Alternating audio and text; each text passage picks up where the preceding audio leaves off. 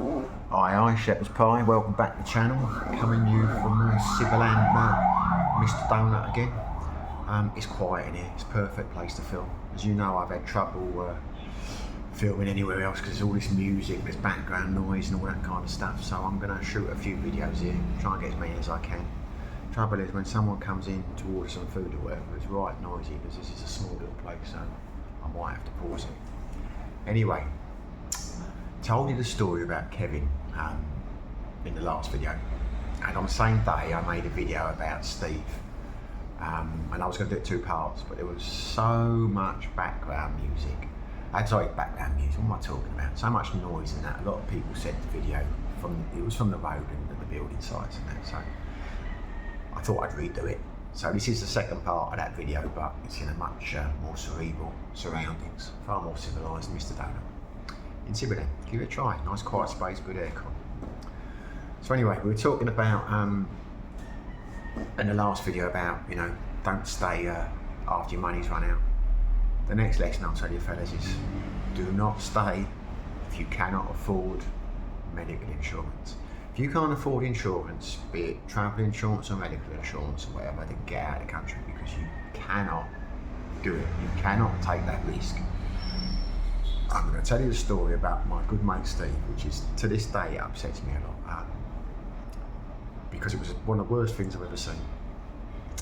Steve came to Thailand when I first went there. He used to work for me, and when I sold the company, he had a choice. I had two businesses. I sold one from the other one went under. So when that happened, and I decided that I was going to go to Thailand, he had the choice of staying on with the company, travelling over under what we call 2P in the UK, or coming with me. And he didn't want to work in the company without me, which I thought was sweet. So he decided to leave, but he wasn't sure what to do. He was 65 years old, and he was contemplating retiring. He wasn't sure. So I said to him, look, why don't you come to Thailand with me, give it a go? He said, how much money do I need? And I said, well, it depends what you're doing. The point was, he was going to come for a few months. He wasn't planning on, you know, stopping working, because he didn't have the resources to do so. So he came over with me, and we spent the first few months together in Jomtien. And then I met a girlfriend, and I moved up to Petrovan. And I felt a bit guilty leaving him down there, because obviously he'd come over with me. So I said to him, look, you know, why don't you come up and try it as well? And he did. And he brought his girlfriend, because he had a girlfriend with him. And for a few months he lived in the village, not in our house. He lived in a local hotel called Oaklands with his girlfriend. And he loved it there. I mean, he was a lot happier in the provinces, same as I was. He preferred it to Pattaya, Jomtien, that kind of thing. And he got a good circle of friends. He was very, very happy here, but the money ran out for him. So he said to me one day, I'm going to go to China, and I'm going to teach English. I said, what are we doing that for? He said, I need the money, I can't stay if I've got to start working here. Which was fair enough, I understood that. And I went over to China because of him later on. That's a different story. I hate China, and I'll tell you, oh my God, that was the worst place I've ever been to. But anyway, he went up there to teach English, and he enjoyed it. I mean, he said he enjoyed it. I mean, he told me he enjoyed it so much. That's one of the reasons I went over there. But I don't know, when I got there, it was so shit. I don't know if he if he really enjoyed it, or he just didn't want to admit he was doing the job he ate. You know what I mean? Anyway, but he kept telling me all these wonderful stories about how great it was, because we talk online occasionally. And because it was a teaching job, it was in a university, he got time off to, you know, like the 6-week holidays, you know, like summer holidays, all that kind of thing. And he'd come back and stay with us, you know, for the first couple of years he was there, which really pissed my girlfriend off. She didn't like having him in the house, but you know what I mean? It was one of those things. I liked having him there. And gradually we lost touch, you know, over the years. And then one day he contacted me, and he was in the Philippines. And he was saying how he'd moved over there and he had a girlfriend, and why didn't I come over and visit him? And I said, well, I will at some stage. Yeah, it sounds good. To be honest, in those days I wasn't keen on coming to the Philippines. I am now. I mean, I love the place, but then I wasn't. You know, my time off, I used to love it. Prefer Thailand. I used to like going to Cambodia. You know, instead of doing the one-day visa runs, we used to go to Siem Reap, a place that I had to stay for a few days. So anyway, I've lost my train of thought now. What was I saying? Yeah, so anyway, he was in the Philippines. and we spoke a couple of times. And then the next time he contacts me and he's got married, because I knew he'd met this girl over, a woman rather, because I mean he was 65, I think she must have been about, I don't know, she wasn't young, but she wasn't as old as him, I don't know, I guess 50, something like that. And I spoke to her once on Skype, he introduced us, and she seemed like a nice woman. But I was surprised he got married that quick, and I'm surprised he didn't invite me, because he was like, you know, several times he'd come and go. You think for the actual wedding he would have said, look, I'm getting married. But anyway, that was that. And he seemed very happy where he was living. I can't remember where it was, to be honest with you. It wasn't where I am. It was general something. I don't know. I'd have to try and look for the records. And then one day out of the blue, when I was in, and this was when I was back in England. It was the COVID time, because I got stuck in England with COVID. I suddenly get a Facebook call. And up from Steve, and I answered, it's his wife. And she's, hello Simon, we've spoken once before online, and I'm like, hello. And I said, how's Steve? She's like, Steve's not good. And I said, what's the problem? And she said, he's had a stroke. And I said, oh my God, when was that? And she said, 2 months ago. It was either 2 or 3 months ago. And I said, how is she? And then she panned the camera down. And I'm not joking, I've seen some things in my life, but it's one of the most heartbreaking things I've ever seen. He was lying on this bed with a fan open with this very loose towel, and his eyes, he just looked so dehydrated, he was like looking up at the ceiling. And he looked awful. And then she panned the camera back round and said, look, he had a stroke, he hasn't got any medical insurance, his pension's only £500 a month, because obviously he'd worked overseas a lot, so he hadn't been putting his full pension, he hadn't got the full state pension with a PA. I mean, I didn't know that.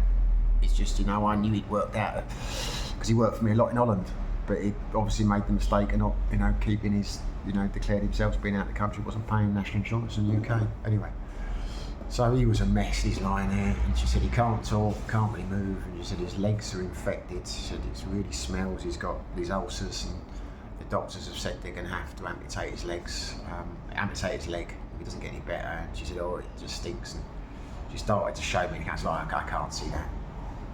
And I said, well look, you know, this is terrible, what do you want me to do? Because I knew he had parents, even though he was old, his mother was still alive, I knew he had kids. So I'm like, what is his family saying? She said, they're not helping. She said, they phoned the mother, and she said, I hate them, Simon, I hate them.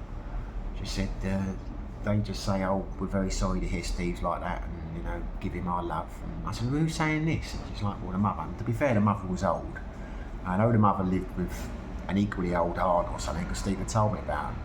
So maybe they didn't understand the gravity of the situation. But the son and the daughter should, because I mean, they weren't far off my age, I don't think, and according to Steve, they're quite successful. But, so I said, look, you know, give me their contact details.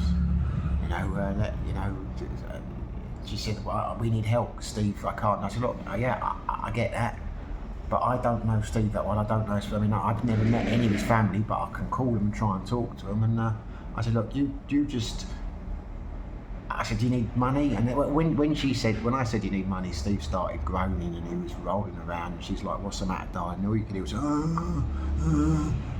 because he couldn't talk. And I don't know to this day whether that meant, yeah, he needs me to send him some money, or his pride was kicking in and saying,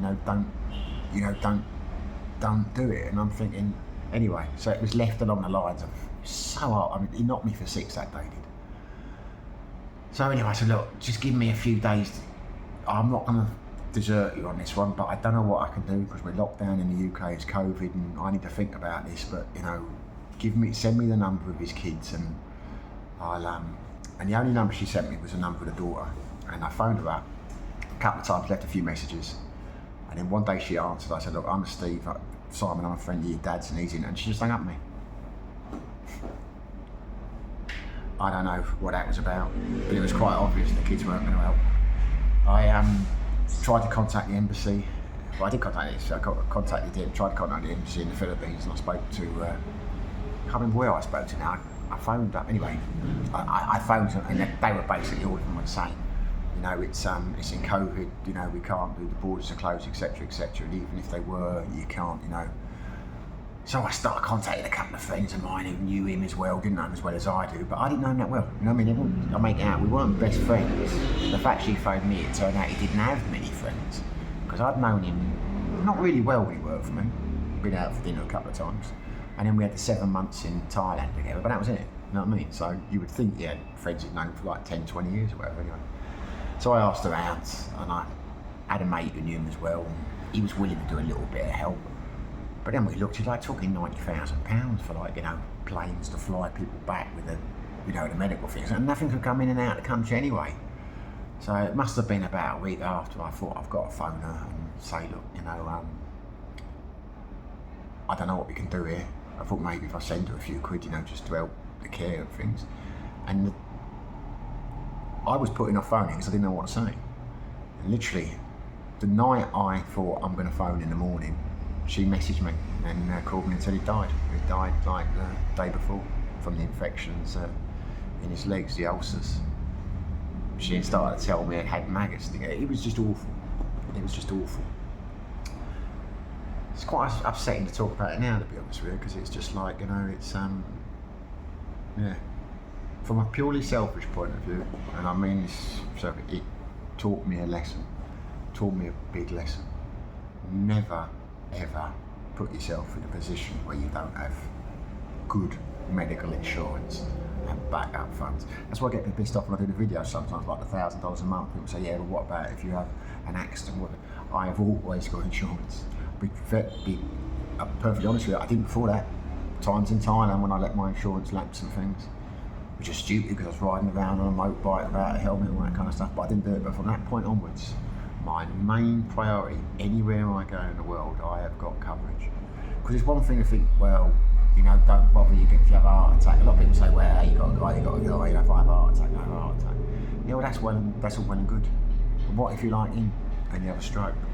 It's not just a question of paying the bills, it's a question, because I mean, you hear stories about, you know, they'll fix you up here, but then they won't let you out of the hospital until, you know, you can pay your bills and things, but at least they fixed you up.